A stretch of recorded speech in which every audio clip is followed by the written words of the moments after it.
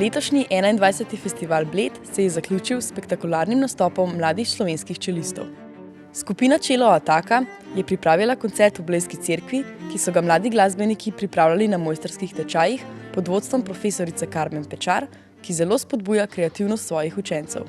Enostavno sami skušajo najti način, kako bi pa to nekaj lahko odigrali, ne? Ker ansambel 8 mladih čelistov, ki igra brez dirigenta, mora biti zelo dobro postavljeno in zelo dobro mora biti dogovorjeni znaki, da se enostavno koncert pripelje do konca, ne? Pač brez tega ne gre. Je zelo pomembno, da točno vejo ne samo svoj part, ampak da vejo, kaj drug dela, da ga znajo poslušati. Tako, en kup dobrih stvari je v čelo ansamblu, ki se jih ne morejo naučiti nikjer drugje kot samo v čelo ansamblu. 1, 2, 3, 4.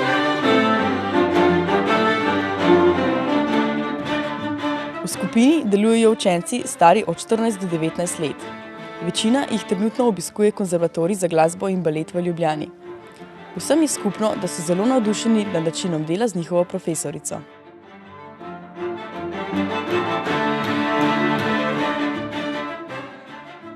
Že 3. leto sem pri Karmen Pečar in je zanimivo spoznati drugačne načine igranja. Kaj je tisto, kar ti je najbolj všeč?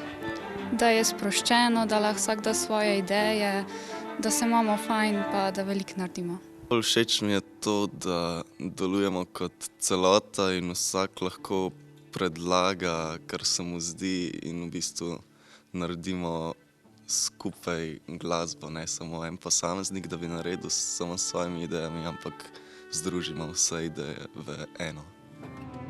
Na enournem koncertu so učenci skupaj s profesorico zaigrali najprej nekaj klasičnih skladb, nato pa so nadaljevali s folk glasbo, kjer so dokazali, da igranje violončela ni samo potek loka čez strune, ampak se da igrati tudi na druge načine. Koncert je navdušil vse prisotne, največje presenečenje večera pa je sledilo na konec.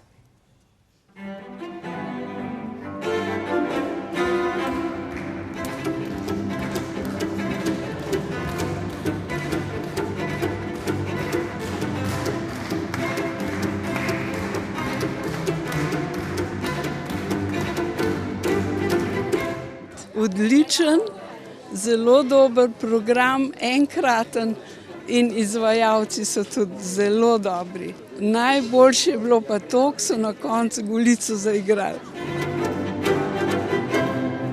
Super. V bistvu si želimo v okolici, v kateri živimo, več takih dogodkov. Škoda, da ima Bled samo tele 14 dni. Mislim, da si zasluži, da bi celo poletje se dogajalo na Bledu v tem smislu.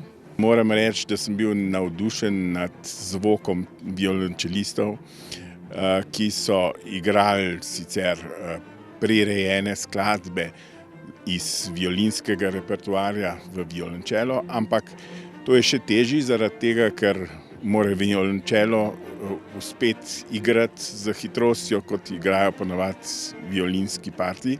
Današnji koncert je pa bombonček, ki sem ga prišparal za na konc.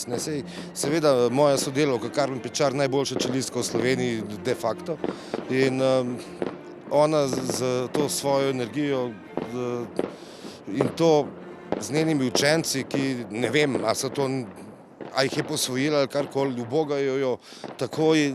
Mislim, to so stvari, ki ste jih danes slišali na evropskih odrih, jih težko zasledite, ne?